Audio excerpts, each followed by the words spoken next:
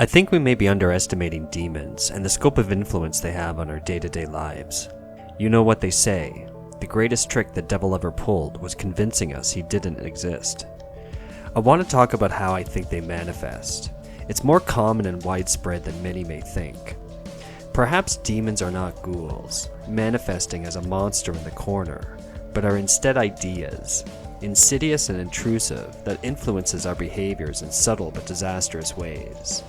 Demons are eternal, and after all, men die, but ideas live forever.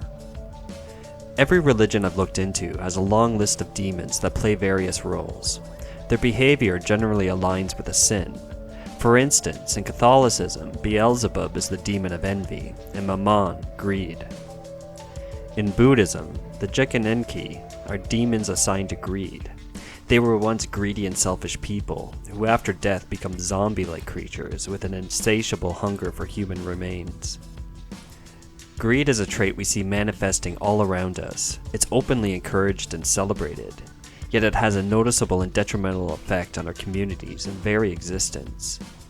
Jeff Bezos, for example. I would not be surprised if he was under the influence of demons. If you've ever engaged with one of his companies, and you probably have, it wouldn't take you long to realize that every point of engagement with one of his enterprises is a ploy to separate you from your money or time. Now, businesses are designed to make money, and the exchange of goods and services is integral to the proper functioning of our communities. No doubt, but healthy companies bring more value to people than they take. Amazon, I would argue, takes much more than it gives. I've seen many examples of people left feeling empty no matter how many packages are brought to their door. And with every passing year, it gets easier and easier to consume mindlessly, tearing up our planet and our well-being while their employees suffer some of the most inhumane working conditions the Western world will allow. What if what is really behind this madness are demons, left unchecked and allowed to wreak havoc on our mortal world simply because we refuse to face them, or even acknowledge their presence? Amazon exploits people's desire for material possessions, our greed.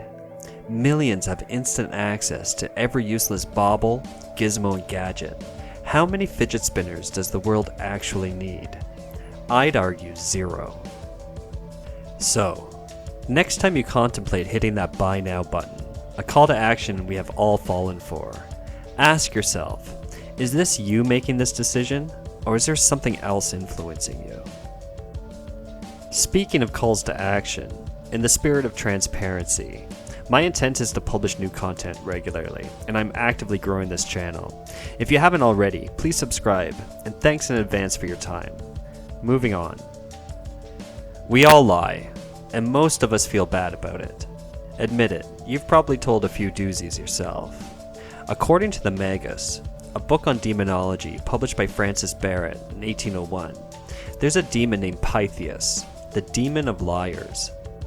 In a world where the news we encounter is most likely fake, or at a minimum misrepresented in some way, I fear Pythias has been allowed to run rampant across this mortal coil. We have had to construct all kinds of systems in order to combat this demon, and even they are not immune to its influence. The New York Times, the West gatekeeper of truth, may never recover from the reporting leading up to the war with Iraq. They openly published and presented as true ideas that in part led to the unnecessary deaths and suffering of so many people. Their lies, intended or otherwise, convinced a freedom-loving people to go to war based on fiction. Lies. Pythias, hard at work. People our communities rely on to guide us in the right direction. The ones we elect or who claim power as their own lie with impunity. It's commonplace. They lie and we argue about how much of their gabbing is truthful or not. Lie after lie is piled on top of one another until the truth is so obfuscated that finding it is virtually impossible. The Chinese Communist Party, for instance, the most evil of political bodies the world has ever seen, lies per policy. If there were 4 lights in a room and it served them to only have 3, they would straight-faced tell you there's only 3, despite observed reality. They will tell you that they are not treating the Uyghur people in an evil manner, or that they are not harvesting organs from Falun Dafa practitioners, or that they don't steal and cheat on the world stage. These are all lies. We see this manifest in individuals of great power as well. Alan Dershowitz, for example. I don't believe a word coming out of his Twitter feed, and he dedicated his life to manipulating truth to get murderers and pedophiles, the worst of the worst, off practically scot-free. If that's not the work of a demon, I don't know what is. Now perhaps the most prevalent demon that is influencing each and every one of us is also named in Barrett's Magus. Abaddon, the demon of discord. Scroll through any media site and you will see all kinds of ways this demon manifests. The media feeds on discord, so it can't help but produce it itself. Discord will garner more clicks and likes and sell more ads than anything we humans put forward. In fact, I believe we are in a period of history that is defined by discord. Just look at our streets.